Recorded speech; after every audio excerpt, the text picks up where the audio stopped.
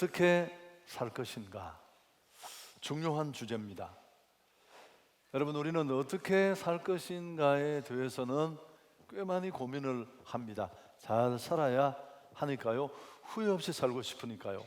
그런데 그것만큼 혹은 그것 이상으로 고민해야 될 것은 어떻게 죽을 것인가 하는 것입니다. 좀 더 자세히 말하면 무엇을 위해 죽을 것인가? 삶이 괜찮아서도 이 마지막 부분이 문제가 있다면 후회될 수밖에 없잖아요. 그래서 더 많이 고민해야 될 주제라고 할 수 있습니다. 오늘 본문은 스데반의 죽음을 다루고 있습니다. 자신을 위해 허겁지겁 살다가 이른 그런 죽음이 아닙니다. 예수님의 복음과 하나님의 나라를 위해 살다 죽은 죽음입니다. 순교라고 하죠. 순교. 심지어 그의 죽음은 자신을 돌을 던져 살해하는 자들까지 품고 기도하고 사랑했던 정말 아름다운 모습, 순교였습니다. 순교라고 하면 이 발음하는 것조차 우리는 좀 부담스럽습니다. 무섭고 비참하고 또 고통스러운 것으로 여깁니다. 그리고 도대체 우리는 자신이 없습니다. 혹시라도 내게 그런 일이 어떻게 닥친다면 감당할 수 있을 자신이 조금도 없으니까요. 근데 이 교회 역사의 순교를 한번 돌아보면, 책을 읽거나 살펴보면 하나님은 그 순간에 은혜를 주세요. 제가 곧잘 하는 얘기인데 1세기 성도 중에 한 사람이 끝까지 예수를 부인하지 않고 고백하다가 잡혀서 옥에 갇혔습니다. 이제 내일이면 끝까지 예수 복음을 부인하지 않으면 그는 이제 화형을 당해서 죽어야만 했습니다. 그날 밤에 그 차가운 감옥에서 너무너무 두려운 겁니다. 도무지 순교할 자신이 생기지 않고, 그래서 그 지하 감옥을 밝히고 있는 희미한 촛불에 손을 이렇게 잠깐 대어봤대요. 1초도 있을 수가 없었습니다. 그래서 어떻게 내가 이런 모습으로 내일 순교할 수 있겠느냐. 근데 당일이 되었을 때 너무 당당하게 예수님을 부인하지 않고 순교할 수 있었다고 합니다. 하나님이 그때 은혜를 주신 것입니다. 하나님은 이런 생명을 던지는 헌신자를 통해 언제나 큰 일을 행하셨습니다. 오늘 사실 이 성찬 예식이 어떤 절기입니까? 예수님이 우리를 위해서, 나를 위해서 십자가 지시고 피 흘려 죽으신 그 구원의 사건을 우리가 다시 회상하고 기억하는 예식입니다. 하나님이 하늘나라에서 그냥 우리한테 이메일이나 보내고 톡촉이나 하고, 야, 좀 잘 살아봐, 왜 그렇게밖에 못 사니, 날 닮은 애들이, 뭐 그런 전화하고 이런 게 아니라 그분이 이 낮고 낮은 땅에 우리를 향한 사랑을 포기하거나 멈출 수 없어서 십자가 지시고 오셔서 살찢고 피 흘려 죽어주셨잖아요.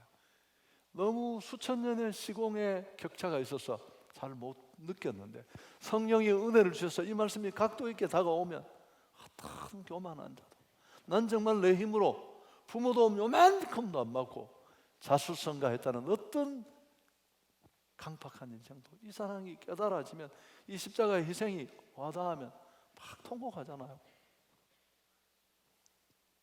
자기는 그런 사랑을 받을 가치가 없는 사람이라는 걸 아니까, 그래서 일평생 그 예수의 발에 입맞추면서 당신이 나의 왕이십니다.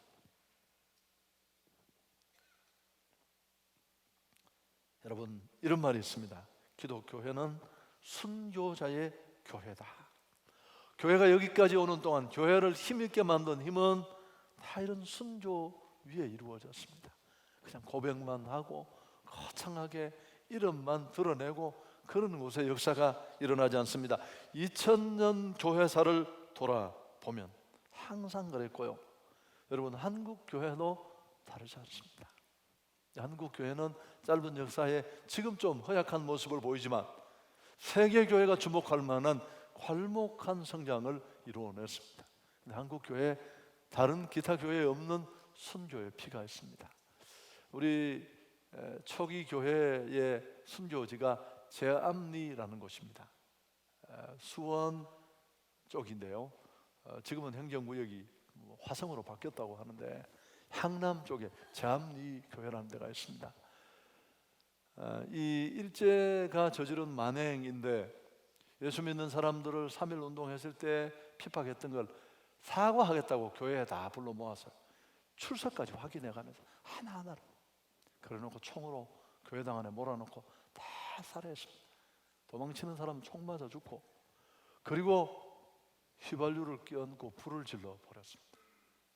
여러분, 한국 교회는 이런 순교지가 있습니다. 또 이 가까운 곳에 양화진 선교사 묘역에 가면 이 작고 작은 나라 조선을 위해서 전 세계 수백 명의 선교사들이 와서 피 흘렸습니다. 옆에 아기의 무덤, 여러분 한번 가보십시오. 도대체 한국을 어떻게 알았습니까? 그러니까 그 순교 위에 한국 교회는 찬란한 꽃을 피웠습니다. 겁나게 빛나게 사는 사람도 잘 조사를 해보면 눈물 흘린 부모가 있고 헌신한 누군가가 있다는 것, 너무 상식이니까요. 그런 면에서 순교는 복음과 하나님의 나라를 위해서 흘리는 희생은 영광스럽습니다. 스데반의 오늘 죽음이 그렇습니다. 사실 이 스데반은 성경이 살짝 비추고 지나가지만 굉장히 중요한 인물입니다. 복음의 역사와 하나님의 교회가 어떻게 성장하는지를 보여주는 사도행전을 이끄는 인물이 두 사람입니다. 전반부는 베드로가 주도하고 후반부는 바울이에요. 이 두 거인을 이어주는 가교 역할을 하는 분이 스데반이에요. 우리가 6장까지 살폈다는 사실을 알고 계십니까?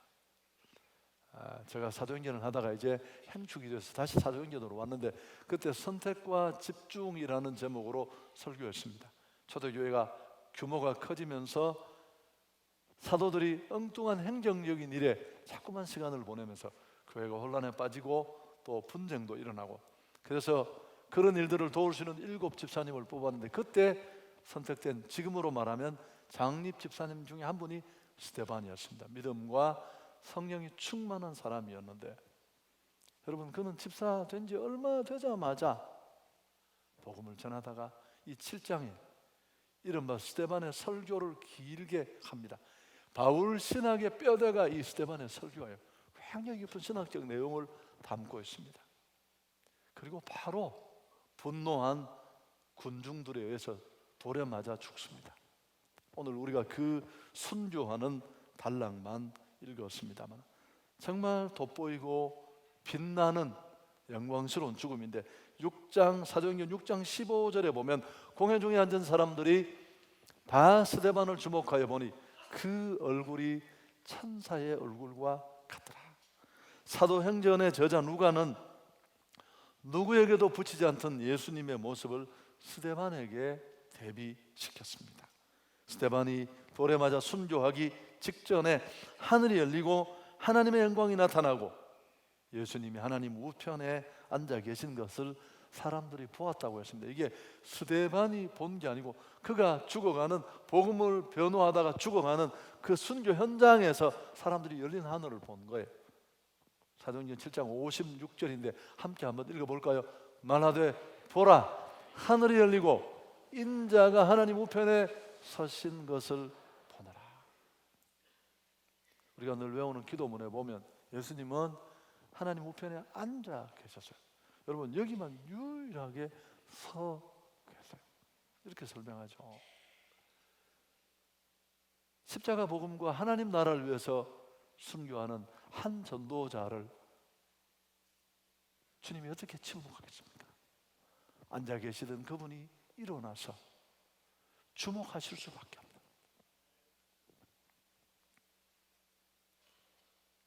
그처럼 스데반은 하늘의 미랄이 되어 살아계신 하나님을 알리는 자가 되었습니다. 여러분 이게 첫 번째 순교예요. 이제 그의 순교를 따라 줄줄이 순교하는 사람들이 이어집니다. 몇 년이 지나지 않아 야고보가 비슷한 운명을 맞이합니다. 또 그 현장에서 감동받고 도전받았던 변화된 바울이 어디를 가든 자기가 그렇게 핍박하던 그 예수를 선포하고 전합니다. 반대에 부딪히고 매맞고 배신당하고 쫓겨나고 생명의 위협 속에도 그는 멈추지 않았습니다. 다 복음을 위한 일이었고요. 바울은 동시대 기독인들에게 진짜 제자가 되려면 이 박해의 삶은 필수라고 거듭 상기시켰습니다. 디모데후서 3장 12절에 무릇 그리스도 예수 안에서 경건하게 살고자 하는 자는 박해를 받으리라. 내가 정말 괜찮은 그리스도인인가를 알고 싶으세요? 교역자에게 물어보는 것보다 내게 이런 흔적이 있는가를 돌아보시면 됩니다. 여러분, 기독교는 아주 초기부터 박해를 받았습니다. 신앙을 고백하고 전한다는 그 한 가지 이유 때문에 가장 큰 핍박이 행해졌던 건 로마 시대 때였습니다. 주후 100년쯤 되자 로마 세계의 주요 도시에 대부분 교회가 세워졌습니다. 근데 참 재밌는 건 기독교는 유대교와는 처음부터 달랐습니다. 처음에는 비슷하다고 생각했는데 너무 색깔이 달랐는데 처음 시작부터 조용히 신앙생활을 한 게 아니라 아주 적극적으로 우리말로 하면 복음을 전했습니다. 회심자를 얻는 일에 대단히 열심이었습니다. 여러분, 한성교회의 이 스타일은 굉장히 성경적인 스타일이고 장로님들 5명만 아멘 하시죠. 이렇게 해서 우리가 서로 딜이 있었다고 오해할 가능성이 상당히 높습니다. 너무너무 성경적인 교회의 모습이에요. 전도하고 선교하는 일을 무슨 별난 일처럼 생각하고 예수를 젠틀하게 믿어야지. 여러분, 그런 이유 없이 사람이 몰려온다면 그건 조사를 해봐야 돼요. 건강하지 않습니다. 나는 그렇게 확신해요. 이번 우리 5월, 4월에 한성교회 필독서가 영성의 깊은 샘이라는 책입니다. 제랄드 시처의 책인데 제가 필독서여서 여러분에게 소개하기 전에 읽어보려고 읽었어요. 근데 이 오늘 설교와 너무 잘 맞습니다. 역사적인 영성의 줄기를 쭉 시대별로 추적했는데 이 시처 혼자 쓴 책이 아니에요. 한 사람의 도움 속에 정말 잘 쓰여진 책입니다. 약간 딱딱한데 보상이 그만큼 큽니다. 여러분, 이 책에 보면 얼마나 많이 역사 속에, 그러니까 이 기독교 역사, 영성의 역사가 순교의 역사예요. 다. 영성이 뭐 동굴 속에 혼자 막 빛 반짝반짝 금식하고 이런 게 아니라 예수를 전하다가 두들겨 맞고 죽고 이 일이 연속이었습니다. 여러분, 예수님의 성, 육신과 죽음과 부활의 메시지, 이 메시지를 듣고 보는데 어떻게 마음이 들뜨지 않겠습니까? 부활주일에 말씀드렸잖아요. 예수님의 부활을 육신적으로 목격한 사람이 600명이 넘는데 여러분, 그 충격, 그 경이로움, 그걸 어떻게 입을 다물고 있을 수가 있어요? 좋은 식사 한 그릇하고도 그렇게 떠드는데. 그러니까 여러분, 이건 스타일의 문제가 아니에요. 그들은 반드시 나누고 잘 수밖에 없는 소식이었습니다. 주 200년이 되자 인구의 1%가 교인이 되었습니다. 콘스탄틴 황제가 기독교를 법적으로 보호하는 칙령을 반포하던 313년까지 수없이 많은 신앙인들이 복음 때문에 죽었어요. 여러분, 전문가들이, 학자들이 이 숫자를 추산을 내는데 정확하지 않습니다. 그 폭이 굉장히 넓어요. 작게 보는 사람은 3,000명, 많이 보는 사람 10,000명이 순교했어요. 안 놀라시잖아요. 여러분, 근데 그 당시 인구를 생각해 보면 예수님 당시에 로마 인구가 100만밖에 되지 않았어요. 몇 배가 되었다 치더라도 그 숫자의 기독인을 생각하면 이건 굉장한 숫자입니다. 초대교회 순교 이야기는 끔찍하면서도 거룩합니다. 그들은 신앙을 포기하고 버리느니 차라리 죽음을 받아들이기로 했습니다. 우리 모두가 지금까지 갈망하는 오래 살고 행복하게 사는 것보다 더 가치 있는 일이 있다고 믿었어요. 그래서 생명의 가치를 내려놓을 수 있었던 것입니다. 아멘. 순교당한 것은 그리스도를 증거했기 때문입니다. 나는 예수 믿는 사람입니다 라고 고백한 이 고백, 예수 그리스도의 신앙을 증거하는 것 때문에 죽었는데 오히려 그들이 순교함으로 말미암아 더 강력하게 복음이 증거되었습니다. 순교자들은 복음이 진리라는 확신을 붙잡았기에 증거가 언제나 우선이었습니다. 세상을 향해 예수가 그리스도라는 것을 말하기를 원했고 그 일을 막는 일이 어떤 위협이고 혹 죽음이라 할지라도 그들은 거기에 제지당하지 않았습니다. 헬라어의 증거라는 단어가 마르티아라는 단어인데 이게 여기서 마르터라는 순교자라는 영어 단어가 나왔습니다. 조금 지나면서 이 증거와 순교라는 단어는 똑같은 단어가 되어버렸어요. 여러분 놀랍지 않습니까? 그러니까 그리스도의 증거를 통해 죽음에 이르고 죽음으로 그리스도를 증거하는 일을 통해 더 큰 증거가 일어나는 것, 그게 교회 역사가 보여주는 모습입니다.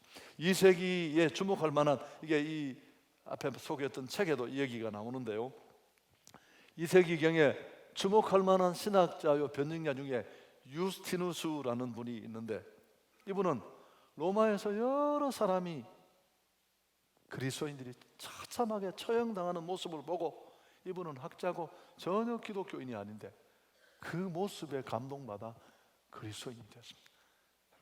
제가 2주 전에 고난주간에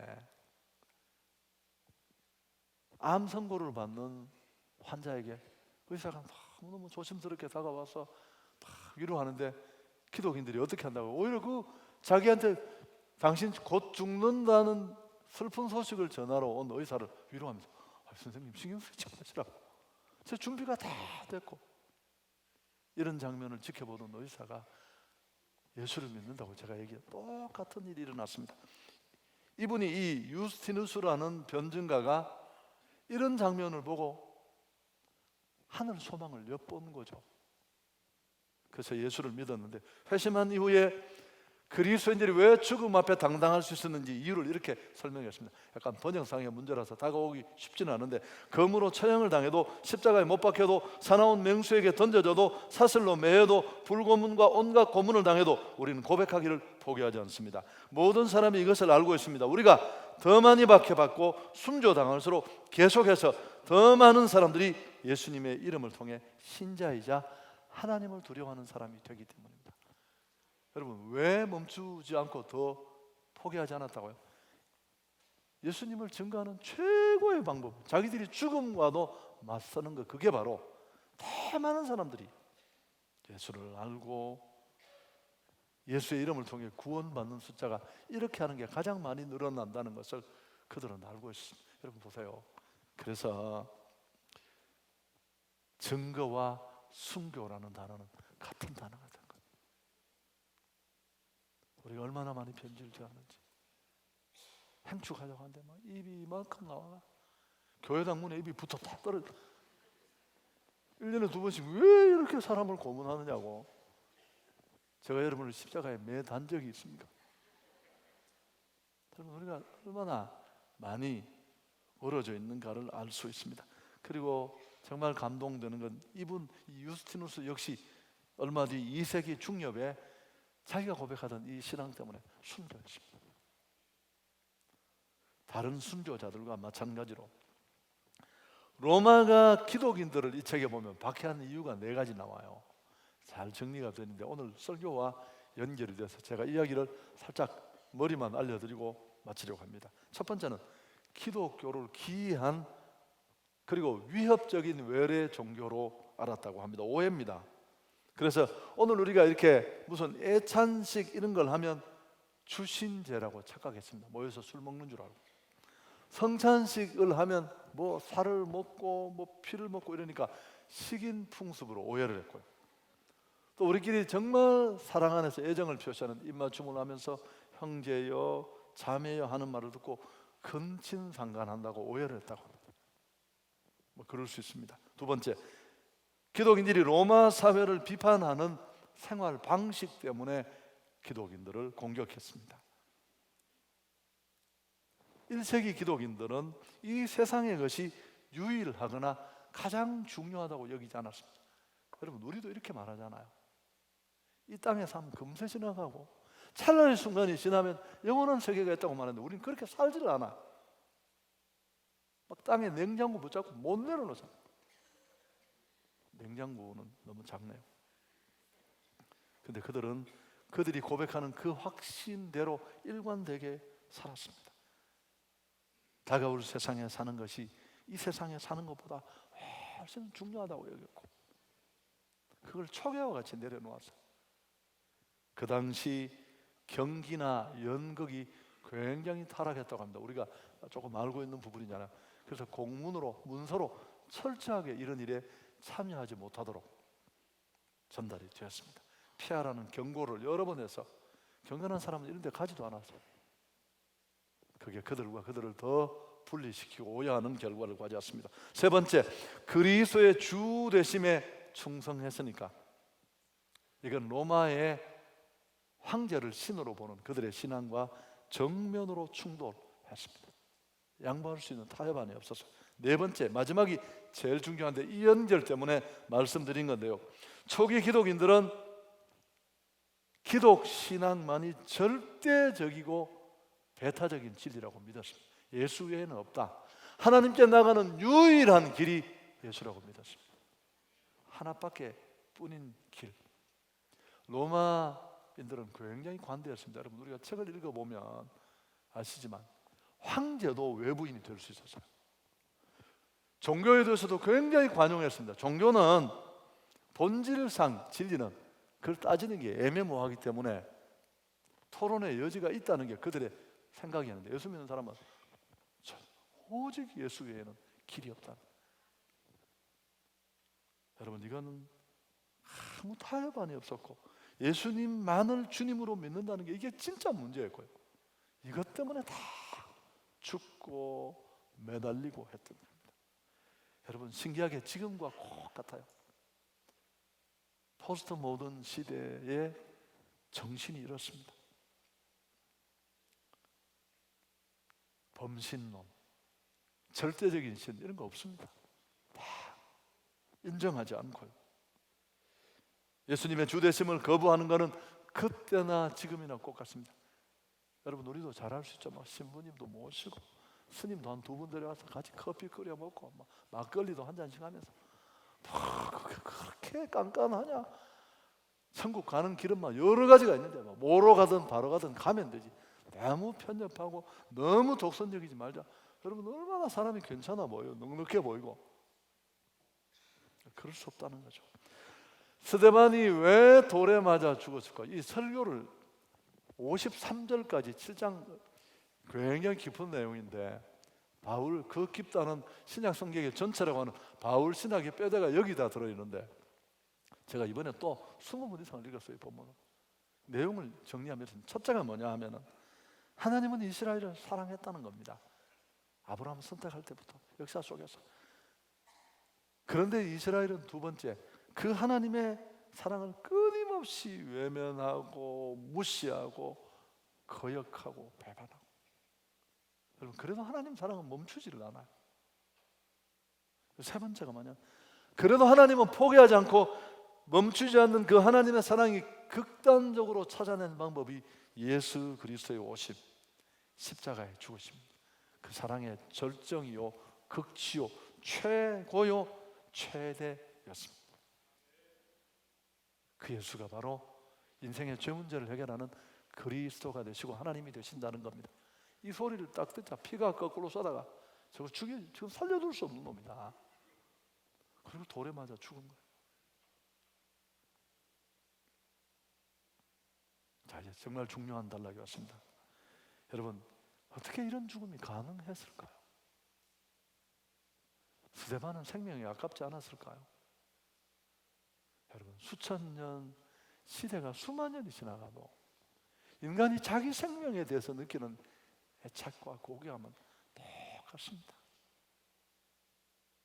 그 생명의 가치를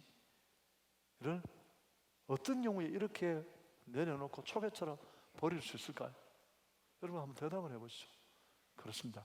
더 큰 가치를 발견했을 때입니다. 아멘. 더 큰 가치를 봤을 때요. 제가 이 구체적인 적용에 대해서 고민을 하다가 여러 가지 생각을 했어요. 이게 쉽지가 않잖아요. 전달을 하는 게 이론적으로야 다 이해가 되지만 근접한 이해가 그런 거였습니다. 동경 임마누엘 교회 어떤 집사님이 이 큐티 노트에 글을 올렸습니다.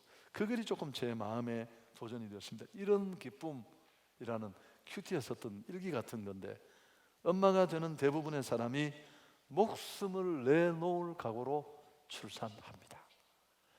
여성들은 인정을 하시고 출산을 해보시면, 저도 애를 셋이나 낳았지 않습니까? 이렇게 말하면 여러분이 욕하시니까 옆에 있었죠. 제가 뼈가 수십 개가 다 돌아가고 체형의 변화가 일어나고 천하에 잘 노는 날라리 엄마도 아기 놓고 나면 다 바뀌어요. 그 생명을 보고 나면 너무너무 소중하게 생각하고 인생의 가치가 달라요. 저희도 이제 셋을 낳았지 않습니까? 우리 어머님은 무조건 아들을 낳아야 돼요. 왜냐하면 제가 2대 독자인데 쫓겨나기 직전에, 일보 직전에 저를 낳아서 941생으로 살아남은 분이었어요. 이제 세 번째 아이를 낳았는데 막 구역 모임을 갖고 있는데 뒤에서 막 난리가 났어요. 사인을 보내고 아기를 낳았다는 신호였어요. 제가 마치고 병원으로 갔더니만 아들이었습니다. 그래서 어머니한테 전화를 했더니 어머니가 뻥치지 말라는 거예요. 확인을 하셔야 돼요. 그래서 제가 또 집에 가서 모시고 병원까지 가서 고추를 딱 보더니만 됐다. 우리 어머님이 제 아내, 그 정신도 못 차리는 아내에게 뭐라고 해요? 너 너무 잘했고. 우리 어머니가 하나만 더 낳아라. 내가 다 봐줄 테니까 신경 쓰지 말라고. 여러분, 그 여성들이 아기를 하나 놓고 나면 너무, 과거에는 더 했지만 생명을 걸고 그 10달 뱃속에 두는 것도 보통이 아니지만 여러분 그 대가를 치르고, 근데 왜 6개월 1년만 지나면 또 생각이 바뀌어질까요? 이 생명이 주는 기쁨이다. 그러니까 IQ가 140 되는데 멘사에 들어갈 사람도 다 잊어버리고 또 이 생명을 거는 뼈가 뒤집어지는 이 고통에 또 도전을 하는 것. 여러분 표정을 보면 이 설교를 마칠 수가 없어요. 생명의 가치, 하늘의 가치에 눈이 열릴 수 있기를 축복합니다. 여러분, 밭에 감추인 보화 비유, 천국 비유거든요. 예수님이 하신. 고대 사회 전쟁이 비일비재했고요, 행정이나 이런 게 치안이 부재했어요. 그래서 보물을 맡겨둘 곳이 없어서 깊은 밭에 남몰래 숨겨두고 혼자만 표를 해두는 거죠. 근데 아마 그렇게 한 어떤 사람이 비명에 갑자기 죽어서 알려주지도 못했는데, 시간이 많이 흘려서 누군가 그 밭에 일하러 온 일꾼이 삽을 깊이 꼽다가 뭐가 닿았는데 보니까 아니야 다를까 발견. 그런 일이 가끔씩 있어서 횡절한 겁니다. 이분이 어떻게 했다고요? 딱 표만 해두고 모른 척했습니다. 자기 전 재산을 다 팔아서 이 밭을 살려고 하는 겁니다. 동네 사람들은 이해를 못해요. 저거 쓸모도 없는 밭을 왜 저렇게 목을 나는가? 그는 밤마다 입을 뒤집어 쓰고 웃는 거예요. 천국을 바라보는 자의 소망이 바로 이와 같다는 것입니다. 이야기하고 마칠게요. 지난 금요일 날 우리 전도번영지역 전쟁집회 첫 번째 집회에 목사님 한 분이 오셨습니다. 이 목사님은 향남이라는 곳에서 예수 향남교회를 목회하시는 분인데 아주 은혜가 있었습니다. 한번 영상 설교를 들어보시죠. 그분이 이제 마지막에 그 얘기를 하나 해주셨어요.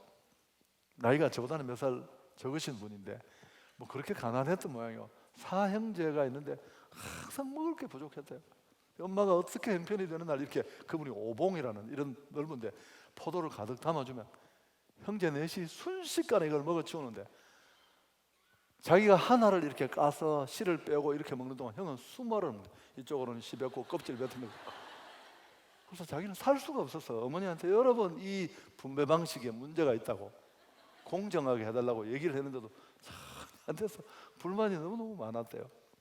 그러면서 이제 마지막에 참 멋있는 얘기를 하시는데, 만일 뒷문을 열면 뒷마당에 포도밭이 어마어마하게 있다면 그럴 필요가 있겠느냐는 거죠. 못 알아들으셨습니까? 뒷마당에 어마어마한 포도밭이 있으면, 아니 형이 혼자 5만 알을 먹든 무슨 상관이 있어요? 여러분, 그분은 이제 시간이 없어서 그렇게 짧게 얘기를 하셨겠지만 저는 굉장히 충격을 받았어요. 그래, 내 목회와 삶이 너무 치열했구나. 여러분, 열심히 하는 거 필요하지만 믿음으로 하는 게 더 필요합니다. 정말 내 안에, 당신 안에 천국이 있습니까? 고백하는 그 천국 말고 진짜 그 천국이 우리 안에 뒷마당에 있는 그 포도밭처럼 그렇게 있다면, 뭘부터가 싸우고 뭘 강의하고, 여러분 무엇이든지 초계처럼 여러분 다 가치 있는 것이 있다면 좀 가치 있는 것 내려놓을 수 있을 것입니다. 행축의 영혼 살리는 일, 무슨 우리한테 숨겨 있습니까? 여러분, 이 생명의 복음 붙잡고 지금도 행복하고 만족하고 또 주님 앞에 가는 그날도 더 큰 행복을, 지복의 행복을 누리는 우리 모든 공동체가 되기를 축복합니다.